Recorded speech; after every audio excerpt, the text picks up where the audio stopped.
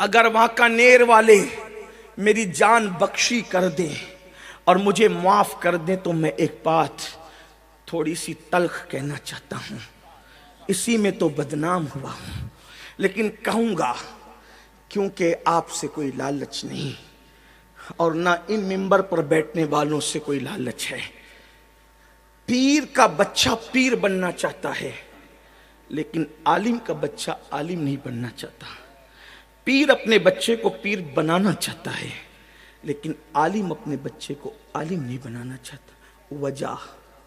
اس لیے کہ اسے پتا ہے مجھے کچھ بھی نہیں آتا، باپ کی خلافت لے کے پیر بن جاؤں گا تو ہاتھ بھی چومے جائیں گے، دعوتیں بھی ملے گی اور نذرانے بھرپور ملیں گے۔ لیکن عالم کا بچہ عالم اس لیے نہیں بننا چاہتا اور عالم اپنے بچے کو عالم اس لیے نہیں بنانا چاہتا کہ امامت کر کے ان جاہل ترشٹیوں کی اتنی باتیں سنی ہے۔ ایک بیوی اپنے شوہر کی جتنی باتیں نہیں سنتی اس سے زیادہ جاہل ترشٹی امام کو باتیں سناتے ہیں۔ ایک بیوی اپنے شوہر سے جتنا نہیں ڈرتی اس سے زیادہ امام اپنے ٹرسٹیوں سے ڈرتا ہے، تو وہ سوچتا ہے کہ جب میں نے اتنا ظلم برداشت کیا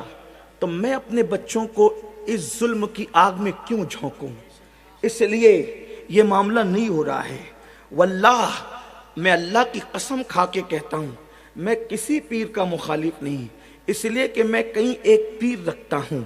ایک پیر سے تو مرید ہونے کا شرف حاصل ہے اور درجنوں پیر نے مجھے خلافت اپنے کرم سے دے رکھی ہے، اس لیے اتنے مشائخ رکھتا ہوں۔ پیروں کی بے ادبی کو میں گمراہی سمجھتا ہوں، سچے پیروں کی بے ادبی کو سوء خاتمہ کا میں ذریعہ سمجھتا ہوں، اس کا سبب سمجھتا ہوں۔ لیکن آپ سے پوچھتا ہوں اس کے قصوروار تم ہو، تم کہ تم نے ان جاہلوں کو جن کو کلمہ پڑھنا بھی نہیں آتا ان کے ہاتھ تو چومے، لیکن وہ علماء جو تمہاری بچے کے کان میں اذان سے لے کر تمہارے باپ کی نماز جنازہ تک پڑھاتے ہیں تم ان کے ہاتھ نہیں چومتے، تم ان کو اوپر نہیں بٹھاتے، تم تو کہتے ہو یہ 2 کوڑی کا مولوی کیا جانے، لیکن جانتے ہو جس کو تم 2 کوڑی کا مولوی کہتے ہو اسی کو خدا اللہ والا کہتا ہے۔ آپ کیا سمجھتے ہو اللہ والا، آپ جس کو اللہ والا کہیں وہ اللہ والا نہیں ہو سکتا۔ اللہ نے اللہ والا کس کو کہا؟ قرآن اٹھا کر دیکھے، میں قرآن کی بات کرتا ہوں۔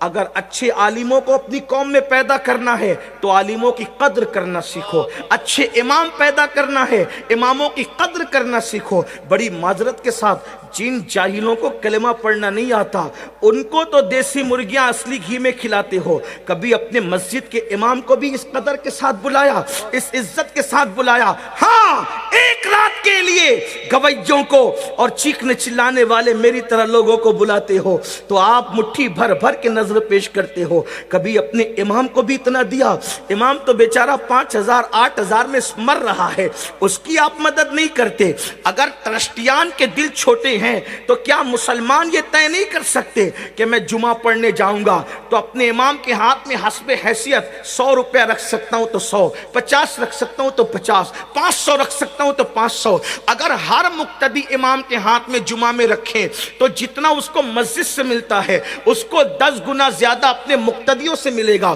اور جب وہ خوشحال رہے گا تو وہ بھی چاہے گا کہ میں اپنے بچے کو اچھا امام بناؤں گا، اپنے بچے کو اچھا عالم بناؤں گا۔ لیکن میرے عزیز آپ ایسا نہیں کرتے تو ہمارے پاس اب اچھے عالم ختم ہو رہے ہیں، اچھے عالموں کا فقدان ہو رہا ہے، لوگ نہیں پڑھنا چاہتے، ماں باپ پڑھانا بھی نہیں چاہتے۔ مگر یاد رکھو علماء کی اگر تم عزت نہیں کرتے، میں یہ نہیں کہہ رہا ہوں کہ پیروں کی نہ کرو، میری بات کا غلط مفہوم نہ لینا، واللہ میں اپنے مشائخ کے پیر تک چومتا ہوں اور میں سمجھتا ہوں کہ اللہ نفل عبادتیں مجھے وہ مرتبہ نہیں دلاتی جو میرے مشائخ کا احترام مجھے مرتبہ دلاتے ہیں۔ میرا عقیدہ اور نظریہ یہ ہے